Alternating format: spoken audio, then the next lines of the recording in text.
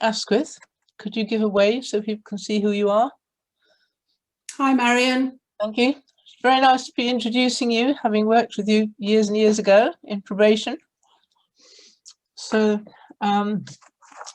we just introduce you to Di for a few minutes. So Di joined the probation service in 1982 and worked for 10 years in inner city Bristol in the St Paul's area. She moved to Somerset to be an assistant chief, then Her Majesty's Inspector, then regional manager, deputy commissioner, finally policy lead on women offenders at the Ministry of Justice.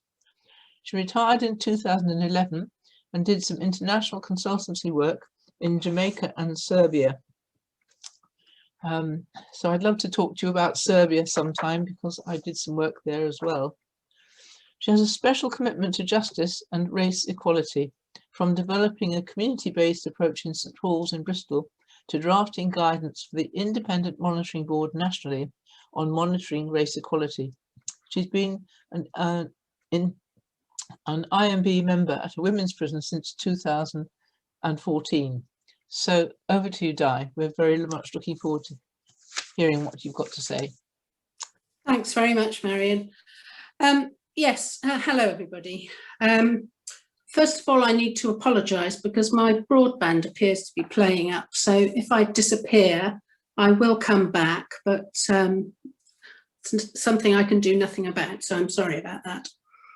I'm going to take you through a presentation about engaging with Black, Asian and minority ethnic people in the criminal justice system. So going right through from stop and search and arrests, right through to prisons and release from prison. The slides are going to be made available to you at the end, and one of the slides is a reading list of the documents that I refer to in the presentation. Next slide, please.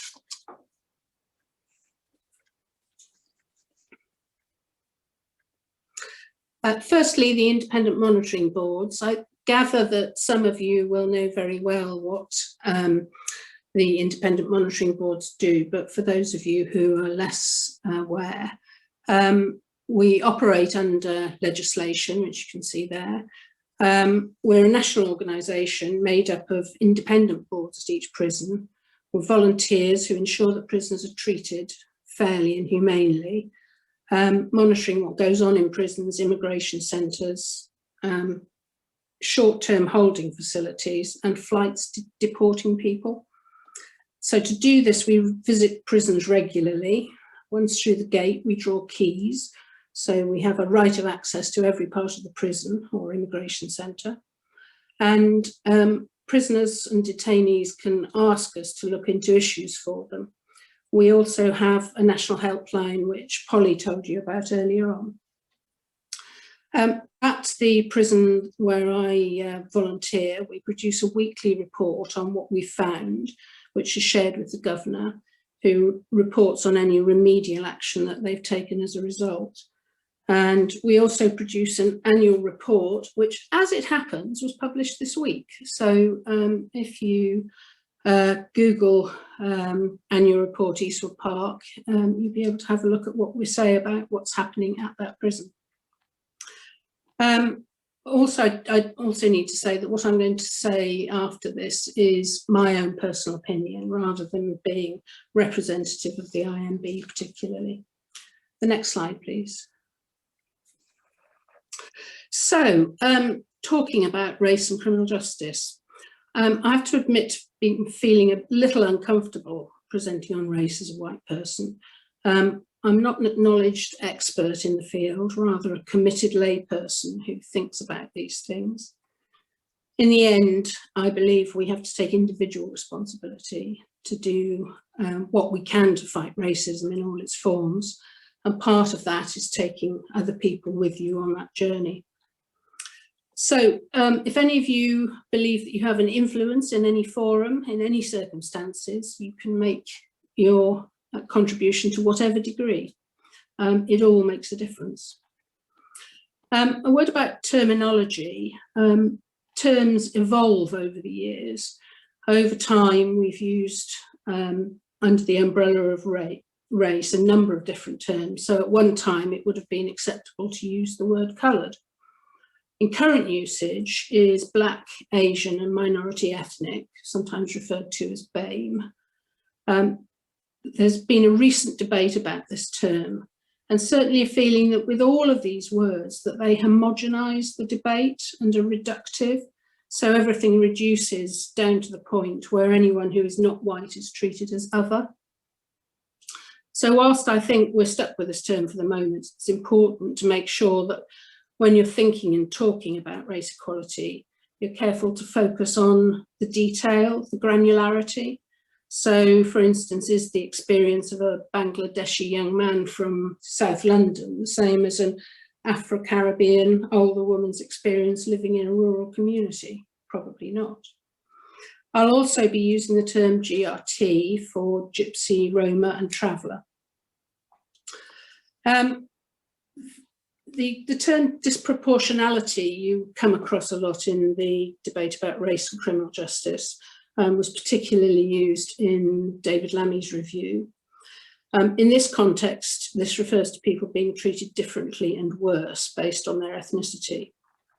Another word is intersectionality, and this refers to the interconnected nature of social categorizations such as race, class and gender as they apply to a given individual or group, regarded as creating overlapping and interdependent systems of discrimination or disadvantage. People are always more than one thing, and it's important to consider this. So what about the data? Lies, damned lies, and statistics, of course. Whenever you look for data about race and criminal justice, you're faced with layer upon layer of meaning and uncertainty. It's nearly always important to dig below the surface. For example, I wanted to look at poverty indicators and was surprised to read that 4% of minority ethnic households live in a home where excess cold is an issue, compared to 6% of white households. And it turns out the reason for this is that minority ethnic households were more likely to live in social housing where there was a better standard of household heating. So definitely look below the surface. Can I have the next slide, please? So later on, I'm going to give you some data about BAME people in the criminal justice system, but it's important to see that against the background of the proportions in the community. So from the 2011 census, and we're about to have another one, so this is now 10 years out of date. The proportions were, as you can see there, so 86% white and 14% from other ethnic groups. And I understand that now the percentages are closer to 84 and 16%. So if you keep 16% in mind as being representative of the general population. The next slide, please. Firstly, victims, because they often get left till last, so I'm putting them first. The data shows that in the year ending March 2019, and I did try and get the most up-to-date data I could find. Sometimes that is not as up-to-date as you would like. But this data shows that 15% of people aged 16 and over in England and Wales said they were a victim of at least one crime in the last year. It ranged from 15% in the Asian, white and other ethnic groups to 19% in the mixed ethnic group. And women from mixed ethnic backgrounds were 25% were more likely to say they were victims of crime. So you can see that already there are some issues with proportions of people and disproportionality. Have the next slide, please.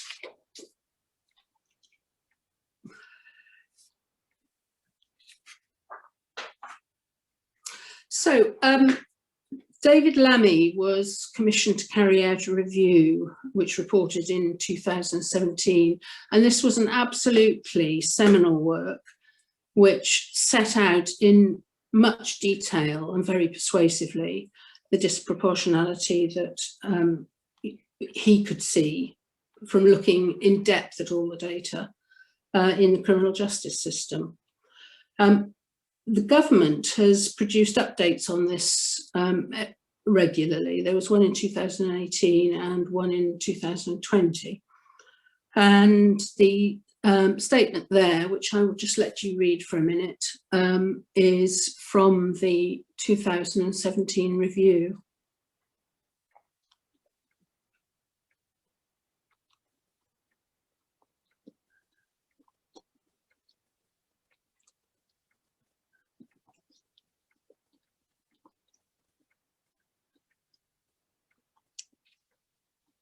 Okay, the next slide, please.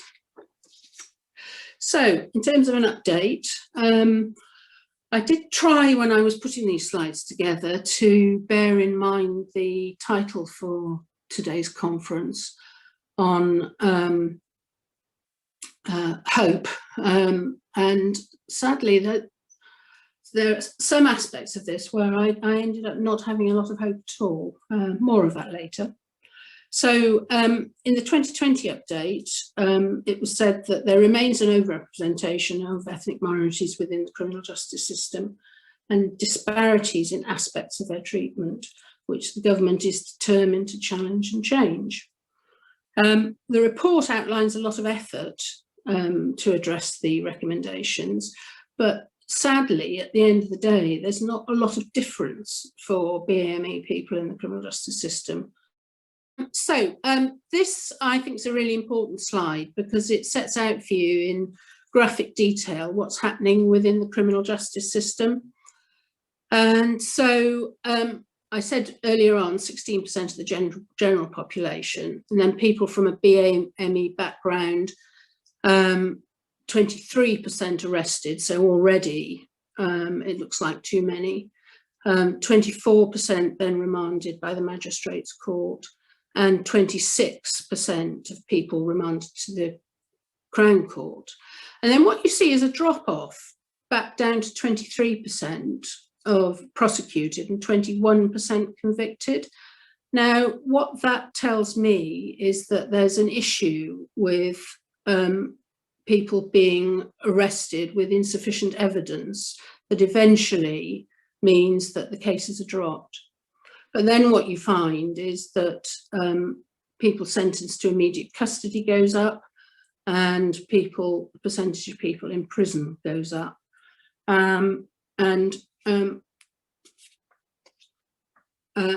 What I would want to look at, I was talking about granularity earlier, what I would want to look at is the percentage of people for similar offences that are convicted or get certain sentences, and I've got some more about that later. Have the next slide, please.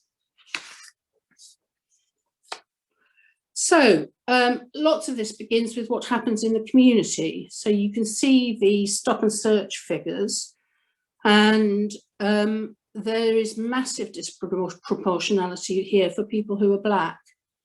You can see 4% white, 11% mixed, 11% Asian, and then 38% black. For me, that's demonstrating that there's a big problem right at the very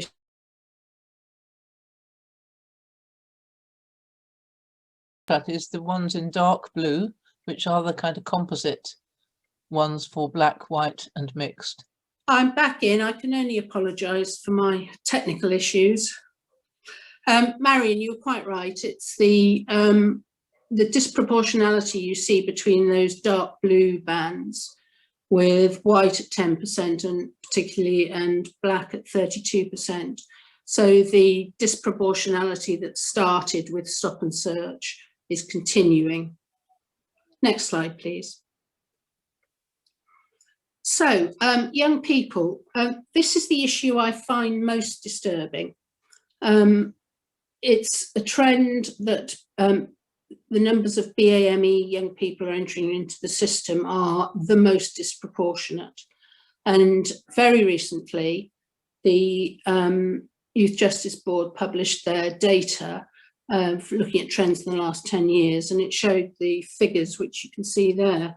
So arrests have gone from 7 to 17% for black youngsters. Cautions are up, first time entrants, those cautioned and sentenced, and 35% of children remanded in custody were black. And there's been a 15% increase in the proportion of children in custody who are black. Now, for me, that is the most disturbing of all, because you can be sure that this is storing up problems for the future. And I wanted to talk here a little bit about hope. The hope for me is that although you could see that lots of more young people were going into prison, what I see amongst young people is that the next generation is much more savvy about race, in my view, much more tolerant than people of my age. And so that gives me great hope for the future. And also the Black Lives Matter movement, I think it's a game changer, because it means that there's a much more focused attention on issues to do with race. So looking at black people in prison, over a quarter, 27% of the prison population, that's over 22,000 people, are from a minority ethnic group. The economic costs are reckoned to be in the hundreds of millions of that overrepresentation. There's a clear association between ethnic group and the odds of receiving a custodial sentence, particularly for Black and Asian people and other ethnic groups, and particularly in the Crown Court, even when factoring in the higher rate of not guilty pleas. So black men are 26% more likely to be remanded in custody, also 60% more likely to plead not guilty. For Gypsy Roma traveller prisoners, there are problems because the percentage of people in prison is reckoned to be 5%. Now, at Eastwood Park, we believe that to be a big underrepresentation.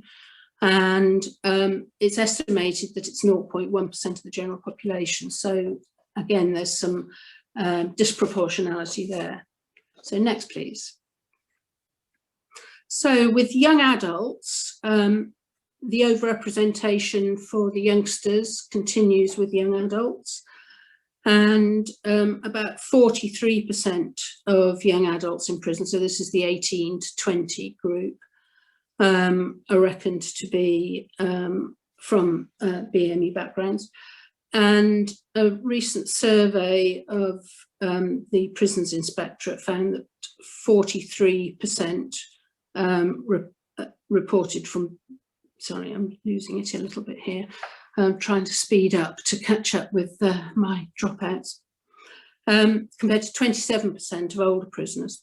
So young adults, each year the Prisons Inspectorate does a survey of prisoners, and they ask them a massive number of questions, and these get reported. It's very interesting to look at the back of the Chief Inspector's annual report, where he does a breakdown, and one of the sets of data is broken down by race, and it's very interesting to look at that. So young adults from a BME background were less likely to say they'd been searched in a respectful way at reception, less likely to say they were being treated as an individual, 3 times reported having been physically restrained, 3 times more, over 3 times as many spent time in segregation, so in solitary confinement.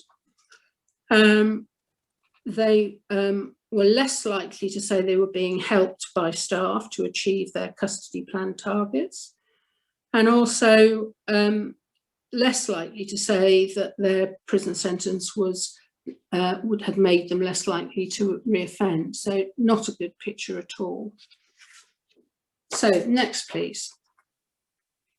I talked about granularity earlier on, so I've included a slide here about Muslim prisoners, and the number has doubled over the past 17 years. So currently over 13,000 in prison, accounting for 16% of the prison population, but just 5% of the general population. They're not a homogenous group, as with many of the groups. Some were born into Muslim families, some converted, 40% Asian, 29% black, 16% white, 9% mixed. And I think a lot of people would be surprised that only 169 people, so 1% of the Muslims in prison, are currently there for terrorism-related offences. Next slide, please. So, MBE Prisoners Experience. So this is the annual Chief Inspector's annual report I was talking about earlier on. The data paints a picture, but it's also important to hear from people about their experiences. So they've reported more negatively about their experience in prison and relationships with staff. Fewer said they felt safe. Fewer had a member of staff they could turn to for help. Fewer said staff treated them with respect. More of them had been bullied or victimised by staff. And responses from Muslim prisoners in these areas were even worse. More likely to report having been recently restrained or placed in segregation. And those in high security prisons, black people, BAME people, were more likely to be in those prisons than white men particularly, because there aren't high security prisons for women. Discrimination complaints are inadequately investigated all too often, according to the Prison and Probation Ombudsman, and subject to long delays, lack of staff training and confidence, and prisons often fail to collect the equalities data needed to conduct a meaningful investigation. So the checks and balances are also a bit problematic. The next slide, please. So the lived experience, these are quotes from prisoners. I'm just going to let you read those rather than reading them out. I hope you'll be able to see those on your screens.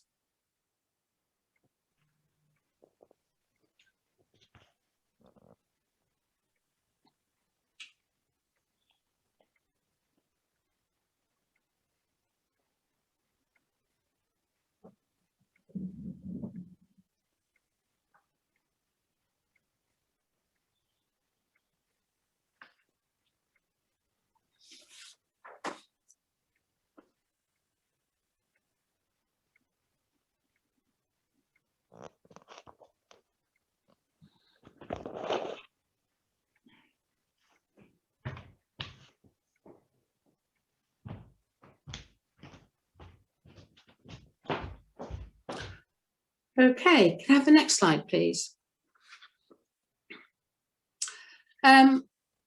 So we're getting towards the end now. This is the percentage of practitioners in the criminal justice system who are from BAME backgrounds. And as you can see, there's quite a difference. So the Ministry of Justice at 21% and the Crown Prosecution Service at 20% are greater than the proportion in the general population. But then the picture gets considerably worse, right down to the police at only 7%, which is of great concern. And people from BME backgrounds have said that they have a lack of trust in the justice system. And I think it must be true that the fewer people from your own ethnic background you see, the less you must feel included in the system. The next slide, please. So, some final thoughts. I nearly put this at the top of the presentation because these are my starting points really on how I engage with BAME issues. So firstly, we live in an institutionally racist society, institutionally and structurally racist society. That's a given for me. It's also given that I'm subconsciously racist. I try not to be, but I think there are some things that are hardwired into us that we can try and manage, but they are there. I make assumptions based on my own experience and background. I'd like to say I try not to make assumptions, but the fact is that I do. So I think it's important to try to be aware of the assumptions that you're making. We're all more than one thing. So race, class, gender, family, role, you know, father, son, mother, sister, whatever. And all of that makes up our experience.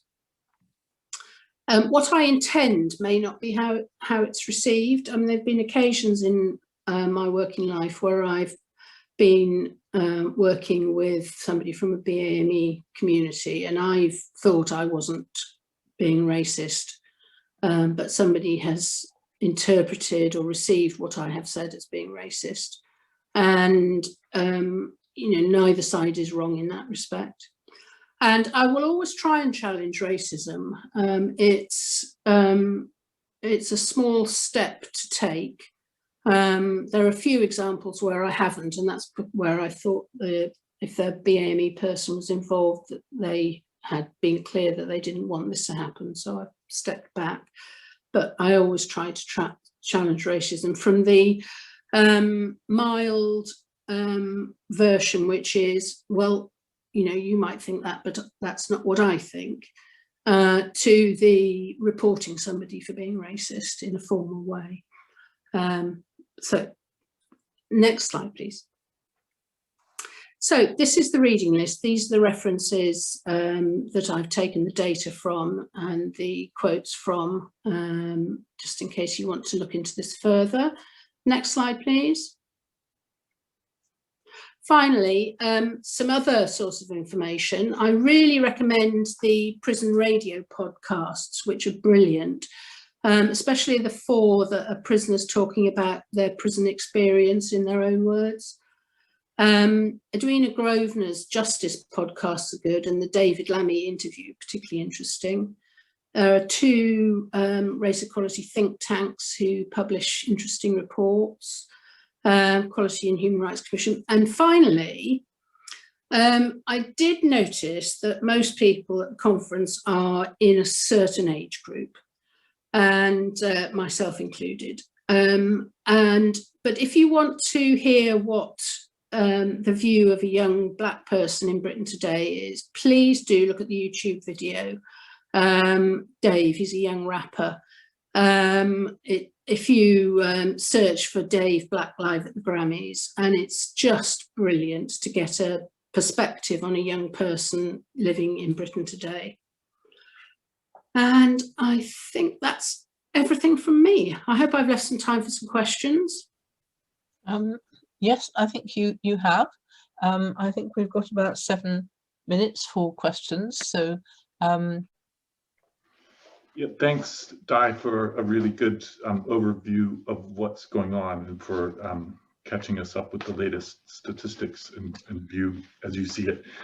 I had a question about whiteness and how much that whiteness is being, in the circles that you operate in, is considered as is something that you are thinking about, or the people that you mix with, or even within Quakers in criminal justice. I guess I'm asking this because we often don't see our whiteness, and I think everybody here, as far as I've been able to see, is white. We don't see our whiteness as part of the mix. We talk about races and ethnic people, but we sort of exclude the fact of our own whiteness. And I'm just wondering how much that is part of your thinking, or how much that's happening within Quaker circles. Does that make sense as a question? Yeah, I'm not sure I have a particularly adequate answer, but yes. I guess in most circles, when you're talking about race,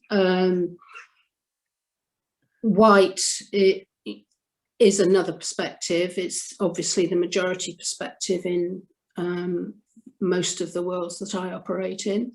I have in my life had 2 experiences of being in a minority as a white person, 3. In St Paul's, I used to do a lot of work in the community and was often the only white person in the room. And I think that makes you more aware, actually, of being white. And that sort of has stayed with me a bit. I also, when I was doing the work in Jamaica, obviously, race and ethnicity have a completely different sense there. And again, you become more aware. I don't think there's a lot of discussion about whiteness going on. Certainly in the circles that I move in, so it's a well-judged question. And I guess I'm asking in particular, not just around identity, but the privileges that come to us as white people from a system that is, you could call it a white supremacist society or a racially unjust structure. I can't remember the phrasing that you used, but that thinking about the privileges that we receive unknowingly, sort of. Yeah, for me personally, that's a given. It's a given that, you know, I'm advantaged, privileged, you know, maybe not as advantaged and privileged as some people are, but, you know, probably more than most people. And so certainly that, from my own perspective, does form part of my thinking. Thank you. So Sue Myers, you have a hand up. Yes, I was interested to hear about the prison radio podcasts, and I think Ruth McFarlane mentions that. How easy are they to access? Well, it depends. If you listen to podcasts already, No. No. Okay. Do you have on a computer or a smartphone, you can often get an application that's for listening to podcasts? No, because I'll have a look at. Yeah, try Google it and see what happens. You probably, if you Google it, you'll get a link somewhere. Yeah, thank you. Yeah, I do agree with everything that's been said, but two things that seem to be have been omitted is the economic and regional things, because as I said, back in the day when prisons were full of white people, most of the people there were at the lower end of the spectrum. It was economic, and I wondered how economic and regional positions affect black people. You know, from cities and large towns. I would think that's where they come from, and that's where it should be addressed. Thank you. Right.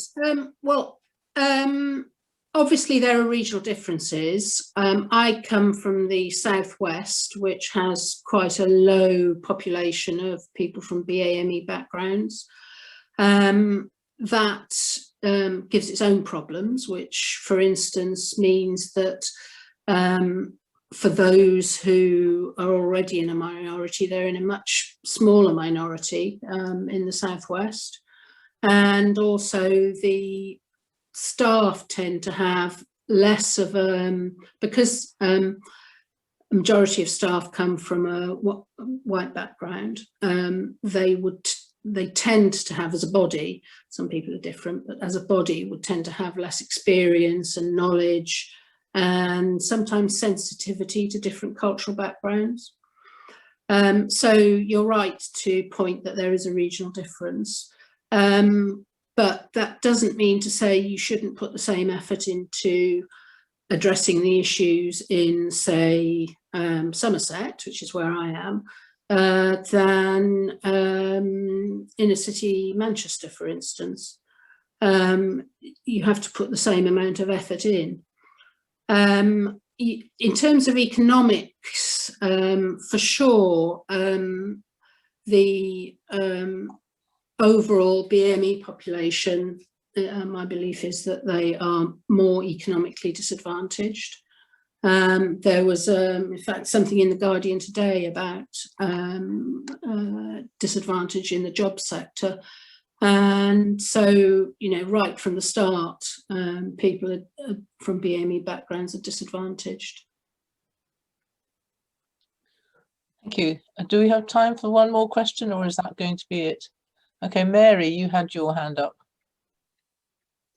But I thought it was not actually a question. I was just remembering one of these conferences at Amadown where we had a black prison chaplain, and he was a lovely bloke, and I really, really wanted to ask him whether being black helped him in his work, but I felt that was a racist question, so I didn't ask him that. And after the conference, he had an article in The Friend in which he said he'd been at a conference where he was the only black person and nobody asked him what it was like to be black.